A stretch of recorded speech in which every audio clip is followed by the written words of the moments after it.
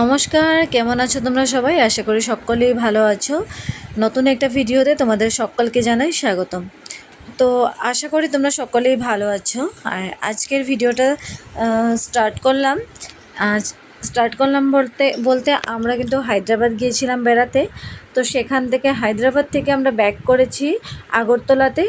আগরতলাতে এসে আগরতলাতে আমরা দুদিন থাকবো বলে ডিসাইড করে নিয়েছিলাম। দুদিন থাকবো, থেকে একটু রাজবাড়িটা একটু ঘুরে দেখব। অনেক দিনের ইচ্ছে ছিল আগরতলাতে গেলে রাজবাড়িটা একটু ঘুরে দেখব, যেহেতু অনেক দিনের ইচ্ছে। তো ফাইনালি ইচ্ছেটা পূরণ হলো। আগরতলাতে সকালবেলায় আমরা এসে পৌঁছালাম। তো এই ভিডিওটা কিন্তু অনেক দিন আগেরই, যেহেতু ভয়েসটা দেওয়া বাকি রয়েছে, ভয়েসটা আজ দিচ্ছি, দিয়ে ভিডিওটা আপলোড করব আজই। তো সেদিন সকালবেলা আমরা কত তারিখ হবে, আমরা হায়দ্রাবাদ থেকে এসেছি 3 তারিখ, এপ্রিল মাসের 3 তারিখে হায়দ্রাবাদ থেকে আমরা আগরতলাতে এসে উঠেছি, হোটেলে উঠেছি। তো সেখান থেকে সকালবেলা ফ্রেশ হয়ে রেডি হয়ে তো আমরা প্ল্যান বানিয়েছি একটু আগরতলাতে যখন এসেছি রাজবাড়িটা একটু ঘুরে দেখব, যদিও অনেক দিনের ইচ্ছে। তো কথা অনুযায়ী কাজ, আমি, আমার বর, শ্রেয়ান, আয়ুষী, ওর বাবা, ওর মা, আমরা 6জন মিলে কিন্তু সকাল সকাল ব্রেকফাস্ট করে কিন্তু আমরা বেরিয়ে পড়লাম।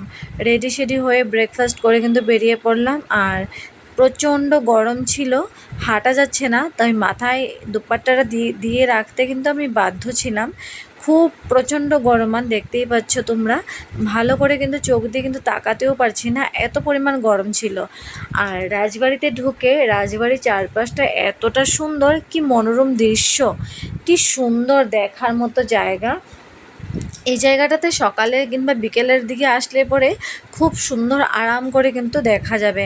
দুর্ভাগ্যের ব্যাপার কি জানো তো, রাজবাড়িতে এসেছি কিন্তু ভিতরটা যে ঘুরে দেখব তার জন্য কিন্তু ফোন অ্যালাউ নেই। তোমাদেরকে যে ঘুরে দেখাবো ফোন কিন্তু অ্যালাউ ছিল না, ফোন দিয়ে ভিডিও করতে পারবো না, ভেতরে কিন্তু কোনো রকমের ছবিও তুলতে পারবো না, তো অ্যালাউ নেই বলে। তো কি করব আমরা, এখানে তো হায়দ্রাবাদে মিউজিয়াম যখন দেখতে গেছিলাম ওখানে তো কমসে কম ফটো কিন্তু তোলার জন্য কিন্তু অ্যালাউ করেছিল, কিন্তু এখানে কি হচ্ছে, ফটো তুলতেও কিন্তু অ্যালাউ নেই, ভিডিও করাতে অ্যালাউ নেই। তো কি করব, তার জন্য মোবাইল পকেটে গুটিয়ে রেখে তারপর আমরা চোখের দেখা দেখে নিজেরা চোখে দেখলাম। ভেবেছিলাম তোমাদের সাথে সব কিছু শেয়ার করব, রাজবাড়িতে কি কি আছে, কেমন কি দেখতে তোমাদের কাছে শেয়ার করবো ভাবছিলাম। তো সেটা সম্ভব হলো না। তোমরা যখন রাজবাড়িতে আসবে নিজেরাই দেখে নেবে, ভিতরে অনেক কিছু জিনিস রয়েছে, অনেক কিছু দেখার মতো, অনেক কালচারাল জিনিসগুলো রয়েছে, যেগুলো আমি ভিডিও করব ভাবছিলাম, কিন্তু অ্যালাউ ছিল না বলে করতে পারিনি। তাই রাজবাড়ির চারপাশটা ঘুরে একটা সাইডে চলে আসলাম। এই ঠান্ডা ঠান্ডা একটা জায়গা, অনেক রৌদ্র ছিল, প্রচণ্ড রৌদ্র, তাই গাছপালার কাছাকাছি, এই জলের কাছাকাছি বসলাম, খুবই ভালো লাগছিল। আর একটা বাচ্চা কনস্ট্যান্টলি জিদ করে যাচ্ছিল এই বেলুনিগুলোতে ওঠার জন্য। তো বাচ্চাটা তো উঠলো, ওঠার পর শ্রেয়ান কিন্তু একটু জিদ করেনি। তো বাচ্চারা যখন উঠলো আমরা ভাবলাম শ্রেয়ানকেও একটু উঠাই, তো শ্রেয়ানকেও উঠালাম। শ্রেয়ান এখানে খুব মজা করলো, প্রায় আধ ঘন্টা মতো ও কিন্তু ভীষণভাবে মজা করলো। তো রাজবাড়িতে একদিন থেকে, তো এটা হচ্ছে পরের দিনের ভিডিও, যেহেতু সেখানে কিন্তু ভিডিওটা স্টপ করে দিয়েছিলাম আর কিন্তু ভিডিও করিনি। আর তখন সময় আমার মন মেজাজ কিন্তু একদমই ভালো ছিল না, যার জন্য কিন্তু আমি ভিডিও কিন্তু আর করিনি, আমি খুব কম ভিডিও করেছি। আর হায়দ্রাবাদে যখন গিয়েছিলাম আমার মন মেজাজ কিন্তু ভীষণ ভালো ছিল, তাই প্রচণ্ড ভিডিও আমি করেছিলাম। সো সেখান থেকে আসার পর আমার মনটা যেন অনেকটা খারাপ হয়ে গিয়েছিল।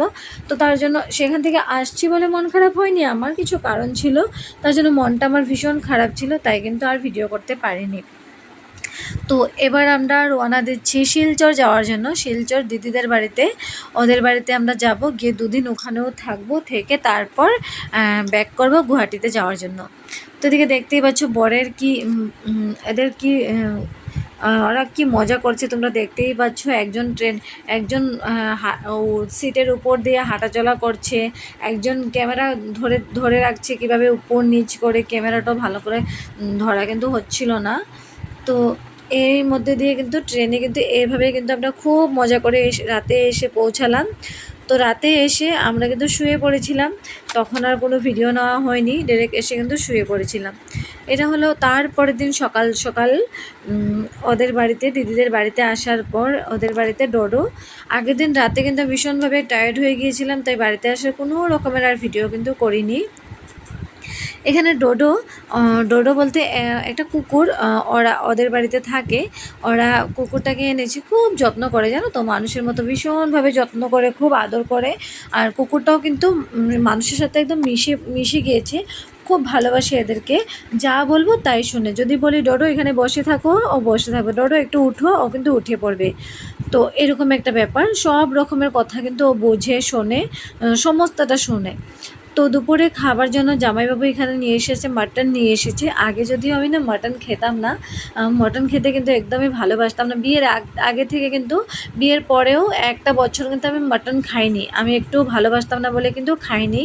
তো এখানে গুয়াহাটিতে এসে, শ্বশুরবাড়িতে এসে প্রায় 1 বছর কাটিয়ে এখন একটু একটু করে কিন্তু মাটন খাওয়াটা কিন্তু স্টার্ট করে দিয়েছি।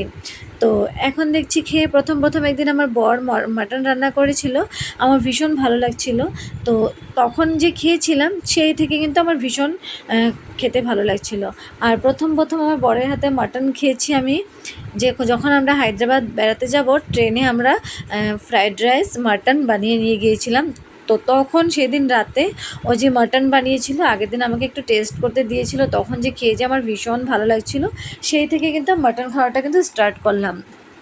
তো এখানে দিদি ফ্রাইড রাইস বানানোর জন্য চাউল নিয়েছে, এখানে নাকি গান্ধী মেলা হচ্ছে, প্রায় 12-13 দিন, 1 মাস ধরে কিন্তু কেটে কিন্তু রাখা। যে আর এটা কিন্তু যেদিন আমরা এসে পৌঁছেছিলাম সেদিন কিন্তু লাস্ট গান্ধী মেলা ছিল। তো আমরা যেতে পারবো কি না পারবো না সেরকম একটা ব্যাপার ছিল, বৃষ্টির জন্য ভয় লাগছে। আজকে হচ্ছে লাস্ট গান্ধী মেলা ছিল, যেদিন আমরা এসে ঘুরে আসার পর আমরা শিলচরে যাব, হচ্ছে দিদিদের জায়ের বাড়িতে যাব।